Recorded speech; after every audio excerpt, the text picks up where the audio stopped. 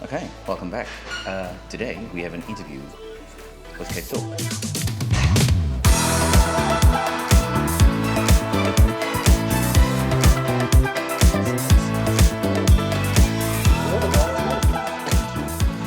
How's it going? Excellent. I was mentioned to you that your videos had come up. Sorry, this is Johannes. Hi, Johannes. How are you? Telling your own story through your own literal lens, because there's a video camera here next to us filming all of this. Good morning. How are you? Hi, Lester. I'm good. I'm good. Thank you for having me here. Great to be back. My name is Zoey Black. I'm a filmmaker, content creator, human rights activist. I also just happen to be trans.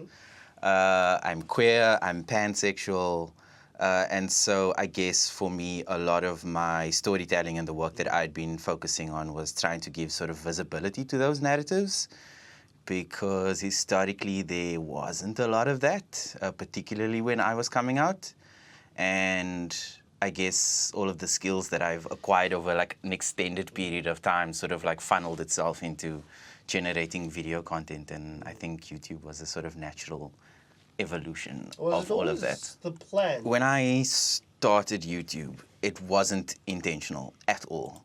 I remember coming out like a number of years ago, and like you do when you're having a sort of new experience, you try and do like a little bit of homework around it, right? And so I had tried to find narratives and experiences that were similar to my own, but I could find nothing locally here in South Africa.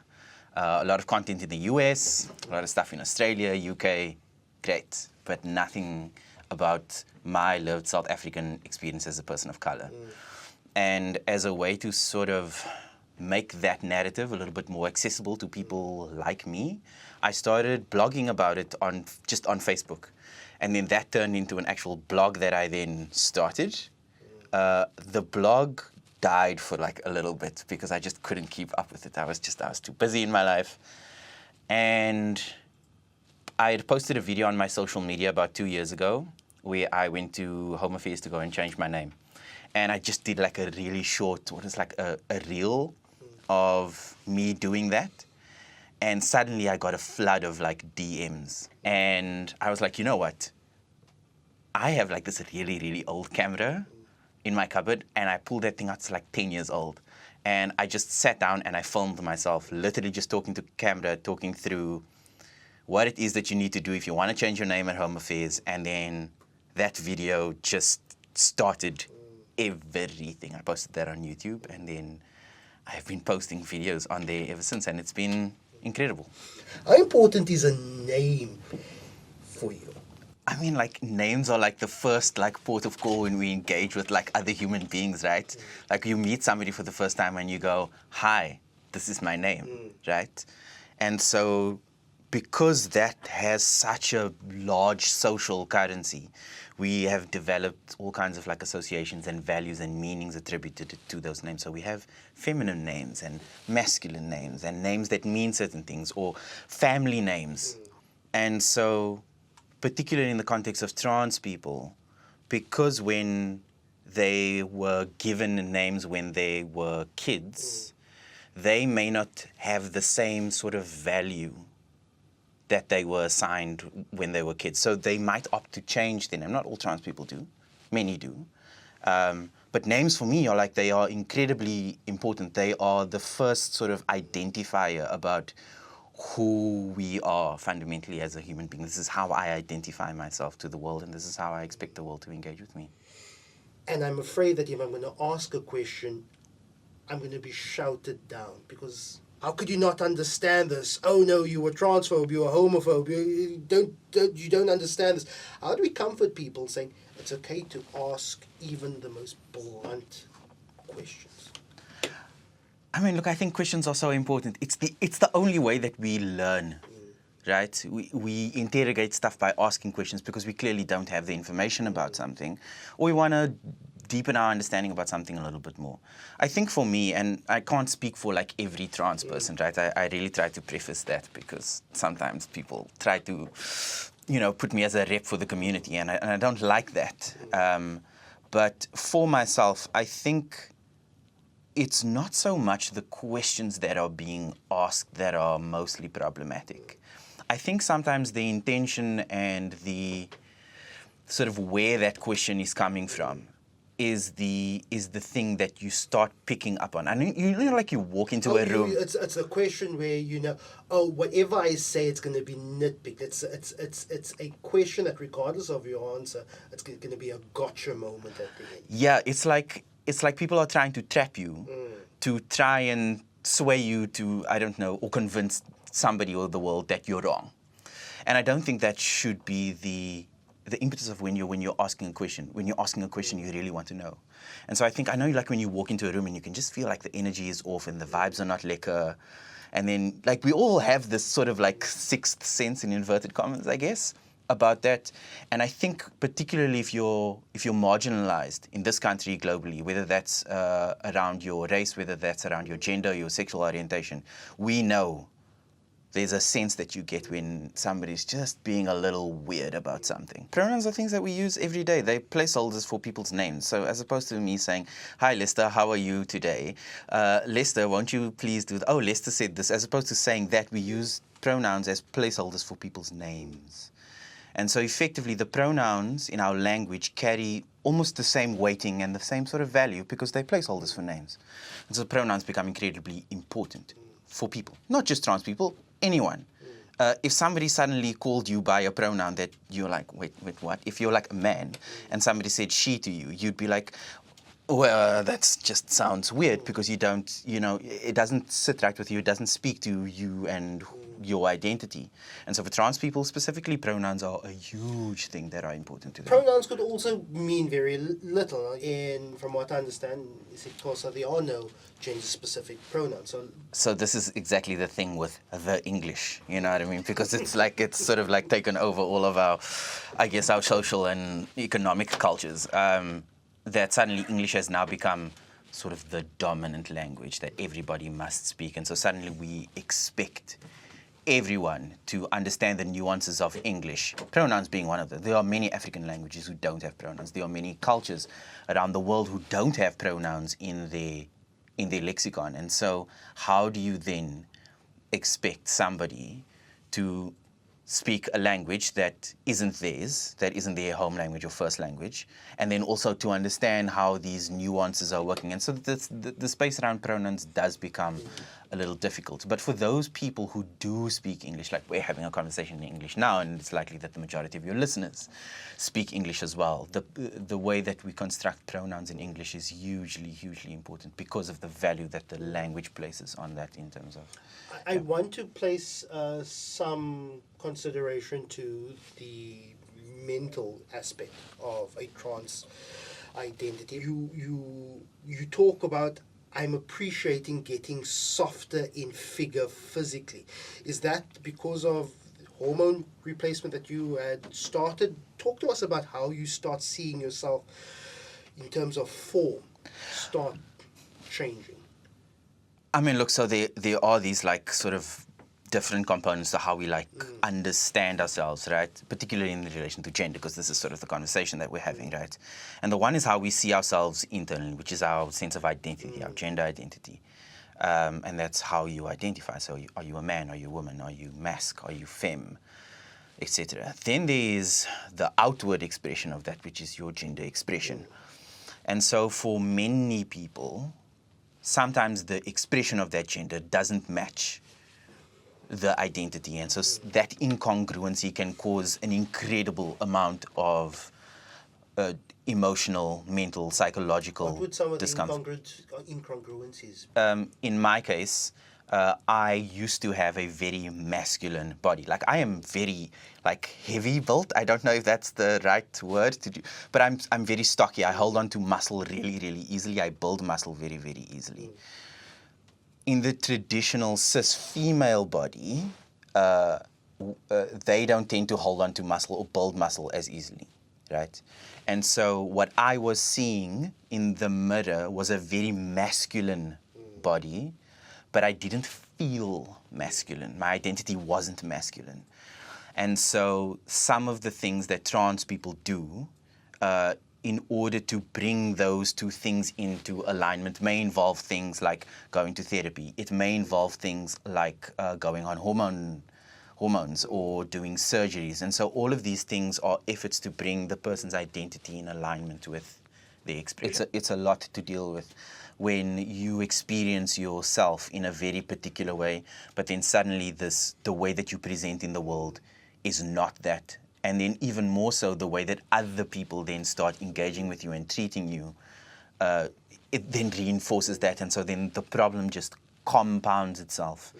And so this is also where we see particularly trans people dealing with major sort of mental health issues, not because that they are mentally unwell, but because of the way that our society is structured and set up, that it doesn't affirm trans people in their identities, in their expression. At the moment, I'm very feminine presenting, right? I'll walk into a room and I have what we call cis privilege. So I can pass as a cis woman. So I'll walk into a space and we have no issues. But the minute I open my mouth, suddenly there's this really, really masculine voice that happens and people like do a double take. Do people blanch? Do they? Yeah, they're like, wait, what? I'm making light of it now. It used to be it used to be a big problem. It used to be like there were certain spaces that I couldn't access. I've seen it some was a lot. videos of trans women in order to overcome that, putting up a higher register. You don't want to do that? Yeah, so one of the feminizing things that are available to trans people is to go for effectively what is vocal training. I don't want to do that, right? I really like the sound of my voice, like it's my voice, and it sounds really, really good. A future in radio or telesales or some sort of... I mean, But you are a trained actor. I am, yeah. You've performed on stage. One of the things that we know from the sort of research and the homework that many academics have done is that our sense of gender is very much fixed at a very, very, very early age. I think that age is around 4 or 5 years. So our internal sense of who we are is very much fixed. For the majority of people on the planet, it doesn't present a problem because their identity, what they understand themselves to be, matches how the world treats them, etc. But for trans people, that's where the issue comes in. So suddenly there's this thing that you can't quite put your finger on, and you're like, something is just, it's not wrong, it's just, something is just not right.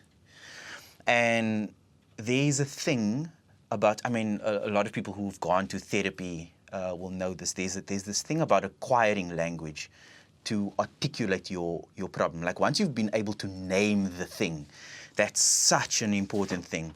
And for me, language and acquiring the language around what it meant for me to be trans was completely and utterly critical for me to understanding that thing that wasn't quite right. And so I think this is one of the things where we don't quite have it, I guess, built into our society and structures, is having that language part of our sort of everyday conversation. And so suddenly we have to take like special time to have the conversation and to educate ourselves on things, because what we are finding now is that kids are coming out younger and younger because the lexicon is now more readily available to them.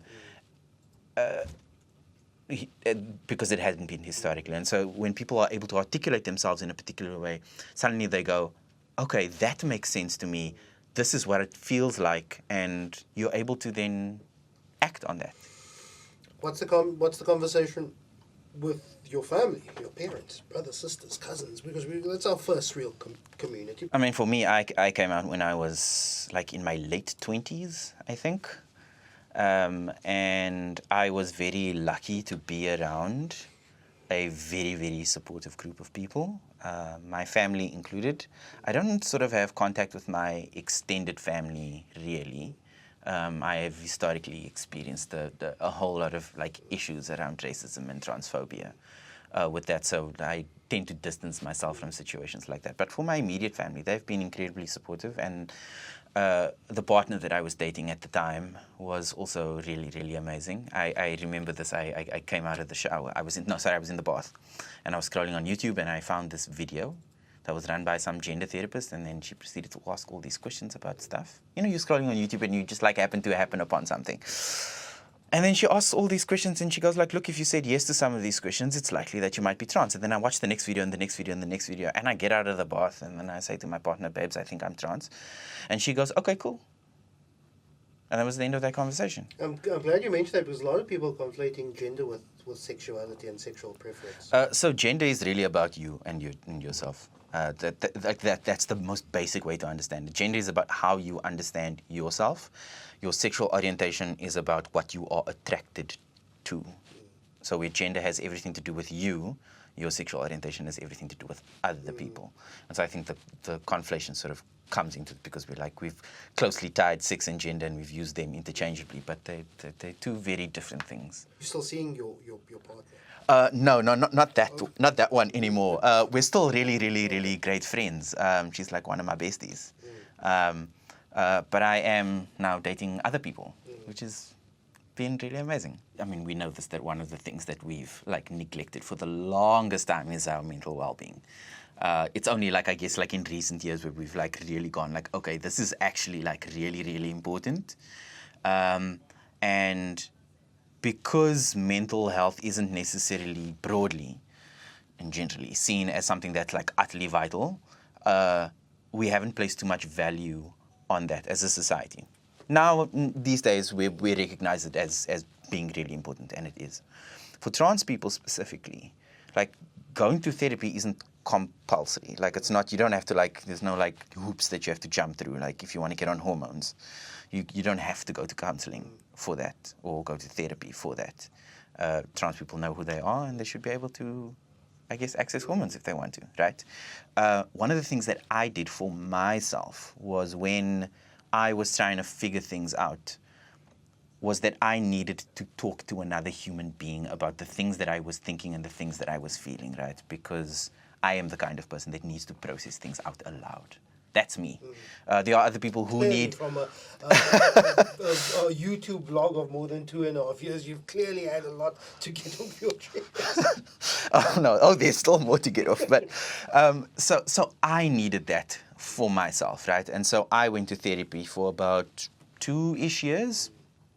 And that really helped me to sort of unpack not necessarily my gender identity, but allowed me to unpack a lot of the things around that was causing me sort of stress and trauma. And a lot of that was around how historically my relationships have treated me, how my family had treated me, what was my experience. I don't know when I went to the shop. These are little things that we take for granted, but for trans people, suddenly just being in the presence of another human being can be very, very, very stressful. Historically, we never really had this language, and this language wasn't readily accessible, right?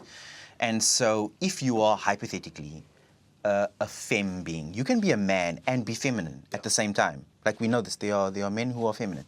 Likewise, there are also women who are masculine. That's a thing. Sometimes I think because when we don't have the language to identify a thing, we do the thing that is closest to it. You know what I mean? So I think for a lot of, I mean, look, I can only speak to my own experience on this, but I think for a lot of people, because for a long time we've conflated gender and sexuality, we've also conflated what does it mean to be feminine and masculine in relation to that, right? And so if there are now suddenly more gay men who are wanting to transition, it doesn't mean that that's a problem. That's a really, really great thing. It means that they've identified this thing about themselves that they're like, oh yeah, I'm trans. And that's why I feel the need to express myself in a feminine way. Or maybe it is that I've always felt feminine, but I could never say that I was trans because of a number of circumstances. So I think if we are seeing more people coming out, that's a really, really, really good thing. But then sometimes still using the wrong words. The memory is still locked in the experience that I had with this lovely, naughty, mischievous cracker of a boy who is now this woman. And sometimes even in my own experience, I misgender and I misthink, and my mind still skews. Does that still happen in your life with friends, family? It does. It happens occasionally. Look, I think there's this thing about when we get to know people in a particular context, that's how we understand them. And if that context shifts and changes, it becomes work to be able to shift how we understand that context. And so I think it's okay to mess up. I really genuinely I think we live in a sort of a culture now where you're like you can't mess up at all. It's like living with someone who was married and they've gone back to the original surname, but sometimes you still mention the old surname, and you know it's learning to eventually. Yeah, learning is a process. It's not a moment. So I think one of the things that people just need to like take a breath with is be like learning to be okay with being wrong, because we are all wrong at some point, and that's okay. And if you mess up, just be like, oh damn, I'm so sorry about that. That was weird.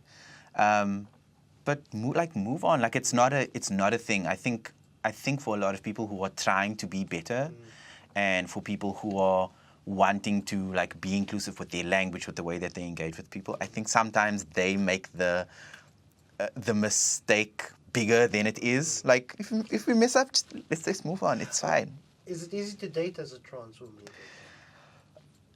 It depends on which circles you're floating in. I haven't had an issue. I have had some really, really horrible experiences, like many queer people do in Cape Town, queer people do in South Africa. Being trans in this country, even if you live in Cape Town, which is like the sort of queer capital, is still really, really, really hard. Let's just put this in perspective. The average lifespan of a trans woman of color, this is sort of academic studies that have been done, is 35. That's average lifespan. So I'm 34 now, so technically next year I should be dead. And this is usually because of hate crimes and stuff, right? And that's the sort of very real reality that trans people are living in. I've sort of experienced a range of difficulties around that. I've been assaulted, sexually assaulted, sort of discriminated against in particular spaces, being thrown out of particular spaces. And that was really, really hard. A lot of that sort of happened in my sort of early coming out, where I wasn't as presenting as femme, where I was still very masc presenting. And so suddenly some people didn't like that and decided to act. These days I don't. And a large part of that is, I think queer people, we know this. Like, you know where you don't go. Like, you know places to avoid and types of people to avoid. Like I said earlier, like you walk into a room and you know when the vibe is off. If the vibe is off, like I leave. Like I'm not here to like stick around for that kind of stuff. And those are ways to mitigate risk. But it's also like not ideal, because you don't want to like live your life determined by, oh, am I going to be assaulted if I walk into this restaurant? Like, is somebody going to beat me up if I go to this club?